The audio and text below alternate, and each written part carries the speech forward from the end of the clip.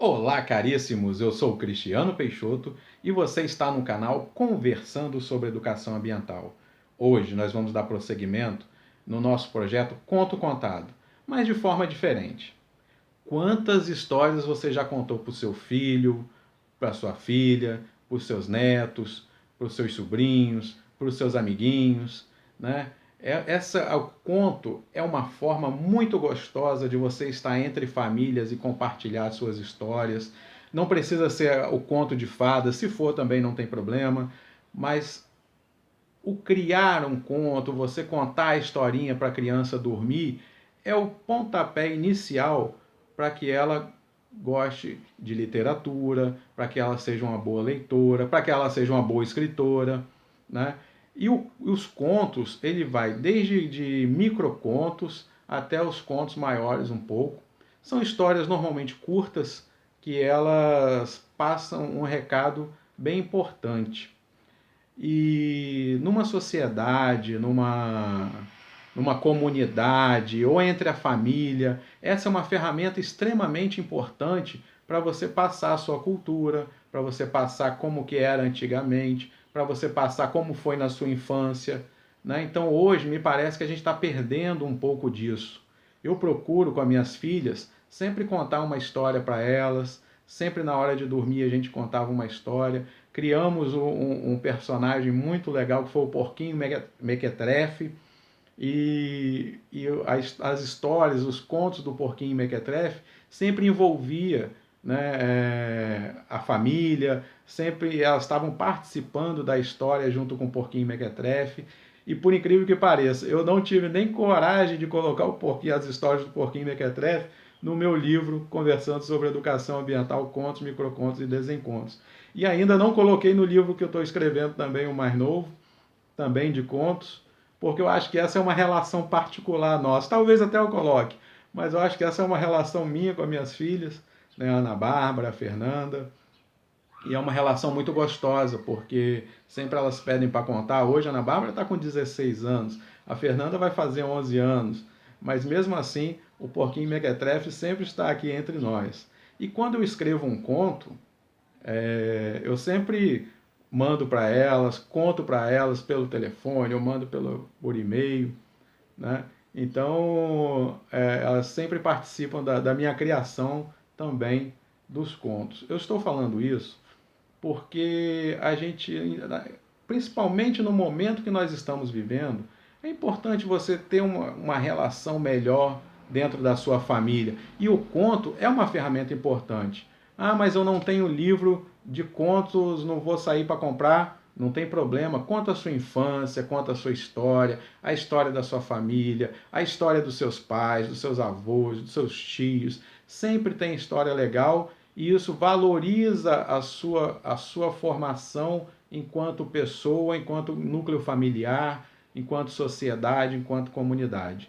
Né? Os índios fazem muito bem isso, as comunidades, as etnias mais antigas também, né? Porque não existia escrita. E aí qual era a ferramenta? Era o conto, o contar de um para o outro. Né? E isso algumas comunidades ainda mantêm isso muito importante. Né? Uma forma de começar, como que a gente começa? Né? Sempre tem os livrinhos de história que você vai lá, conta para as crianças, né? Esses livrinhos que começam aí com poucas frases, mais ilustração, é uma ferramenta importante. Né? São livros que traz também já uma formação já didática, né? Uma coisa mais didática. Você tem os contos de fadas, né? Como é importante os contos de fadas para nossa vida mesmo, né? Para a nossa formação cultural, social. Né? Você tem as coletâneas, né? As antologias de contos, de microcontos. E como eu falei, além de para criança, você tem também para adultos. Você tem para jovens, você tem várias antologias com muitos contos, microcontos. Né? Esse aqui é um deles, né? Os 100 melhores contos brasileiros do século. Né? É importante, serve para todo mundo. Quem nunca se apaixonou por Sherlock Holmes, né? Suas histórias são contos. Né? E aí você... Aí, um livro bem pequenininho. que é para adulto, que é para criança, né? Ó, o melhor do conto brasileiro. Você tem várias antologias, você tem várias formas de ter acesso aos contos e para todo mundo. Não tem, ó, do Hemingway, um dos maiores contistas aí a nível mundial, né? Você tem vários contos. E tem também o nosso, né? O Educação Ambiental, contos, microcontos e desencontos. Eu quero mostrar para vocês aqui também o livro Inabalável, da Wangari Maathai. Essa africana que já ganhou o Prêmio Nobel por plantar mais de 30 milhões de árvores no Quênia e em outros países, né? Fez um projeto muito interessante com as mulheres, onde elas cultivavam em estufas e vendiam essas mudas, né? E ela mudou gerações. Ela conseguiu, com esse projeto, mudar gerações. Recomendo, quem puder adquirir, ler, ela conta aqui também, é uma biografia, né? Ela conta como que foi a invasão da África, como os europeus chegaram, mudando a cultura, mudando a relação, mudando a crença deles e mudando, inclusive, o seu modo cultural de passar a história. Eu vou ler aqui só uns trechinhos do livro que se relaciona bem com essa coisa do conto, do contar uma história, como ela é importante. Olha o que ela traz aqui pra gente. Ó. A arte de contar histórias ao redor da fogueira era uma dimensão essencial da vida rural dos Kikuyas, que é a etnia dela. Muitas noites, no final de um dia de trabalho no campo, as crianças se reuniam para ouvir as histórias que suas mães contavam, enquanto esperavam o jantar cozinhar na fogueira ou num fogareiro de 3 pedras. As crianças também contavam histórias ao redor do fogo. Esse era um modo de mantê-las entretidas e acordadas. As histórias contadas podiam ser curtas ou longas, dependendo do tempo de preparo do alimento. As histórias kikuyas serviam para entreter, educar e estimular a criatividade das crianças. Era um sistema de educação informal bem eficaz. Foram desenvolvidos métodos refinados de transmissão de conhecimento e de valores às gerações futuras. E entre outras atividades havia as histórias. Muitas delas acabaram se tornando bem elaboradas e sutis, como os mitos, por terem sido contadas sob várias formas ao longo de diversas gerações. Um personagem de destaque nessas histórias era um Irumum, um dragão. Esse dragão, ela conta aqui, ela relata bem, é um dragão que é essa história, né, esse conto popular, essa lenda, ela é bem semelhante à nossa lenda do Boto Rosa. O dragão, ele também vinha, engravidava as meninas, aquela mesma relação que a gente vê na nossa lenda do Boto.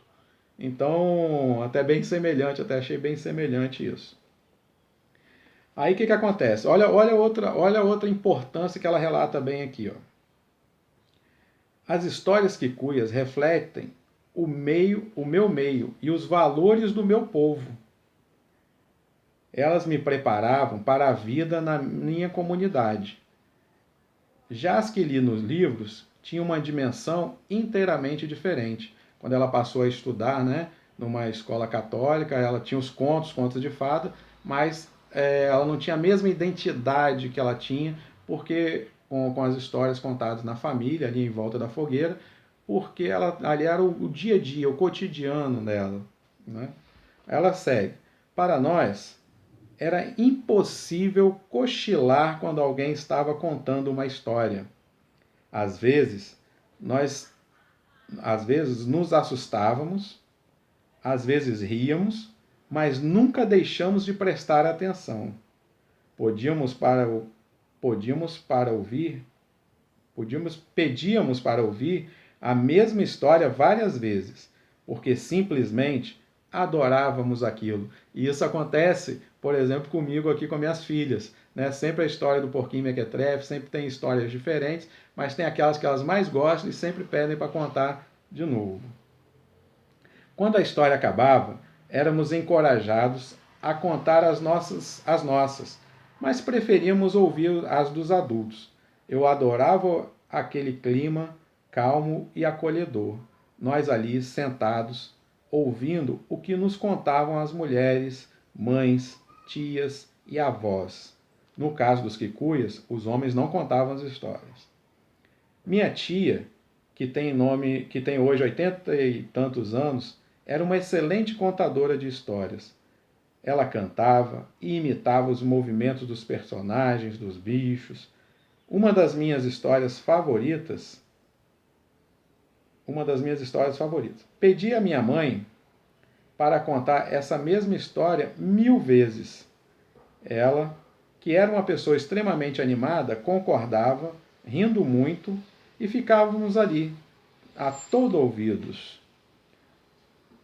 Então, viu a importância da gente contar a história, principalmente da sua relação com a sua família, para as crianças, para os adultos, né? É uma forma de você passar a sua cultura muito importante. Eu venho fazer um desafio. Conte uma história para o seu filho, para a sua filha. Tente fazer de forma diferente, né? Hoje a gente está nesse período aí mais em casa. Quem sabe é o momento para a gente começar a fazer isso, que se você não faz com a sua família. Se você já faz, muito bom, parabéns, continue assim, né? Conte as suas histórias, as histórias dos outros, mas conte as histórias. Né? Eu vou falar aqui o que eu trouxe numa das orelhas do meu livro, né? o Educação Ambiental, Contos, Microcontos e Desencontros. Eu coloquei aqui uma receita que você pode fazer da forma que você quiser, mas isso aqui é o que eu uso quando eu vou interpretar um conto, quando eu vou ler um conto, que eu gosto muito, por sinal. Olha, coloquei aqui. Sempre que leio um conto, microconto, crônica, sinto a necessidade de degustar aquelas palavras e sentimentos. Quando termino a leitura, não passo imediatamente para o próximo conto. Paro e penso no que acabei de ler. Coloco em prática alguns exercícios de devaneio, como: tento identificar as mensagens explícitas e implícitas. Penso em um fim diferente. Penso no que levou o autor a escrever aquela história. Às vezes, penso no que eu faria se fosse um dos personagens. Como eu passaria por aquela situação descrita. Procuro apreciar a liberdade poética dos autores. Penso no desenrolar daquele conto após o ponto final. Penso, viajo. O conto, né, por ser uma história bem pequena, muitos dos contos deixam um final em aberto. E isso é muito legal, que às vezes com poucas palavras você pode viajar no mundo encantado do conto. Eu continuo aqui. Quanto tempo devo levar para fazer a degustação? A resposta é simples. Não existe tempo exato. Deixe-se levar pela história. Devaneie o tempo que for preciso, mesmo se tratando de um microconto. Em sua cabeça, aquelas poucas palavras podem trilhar caminhos riquíssimos. Veja o nosso menor microconto, Cão. Ele possui apenas 2 palavras. Mas no meu viajar, talvez seja o maior conto presente neste livro. Então, te faço aqui um convite. Se você não conta história, se você não gosta de conto, passa a dar uma olhadinha nos contos que tem aí. Tem bastante conto legal. É por isso que a gente está aqui também no projeto Conto Contado. Eu estou contando aqui alguns contos do nosso livro. Está aqui na descrição se você quiser ouvir algum dos contos. Passe a contar para os seus filhos, para a família. É muito importante isso, muito importante na sua transmissão pessoal para as pessoas. E se você não quiser contar, pelo menos leia, né? Ou ouça as histórias contadas. É muito importante, é muito legal. E espero que com que você que assistiu até agora Se ainda não faz, que seja estimulado a fazer. Faça essa experiência, depois conte aqui pra gente. Né? Você está aqui no canal conversando sobre educação ambiental no projeto Conto Contado. Um grande abraço, fique com Deus e saudações ambientais!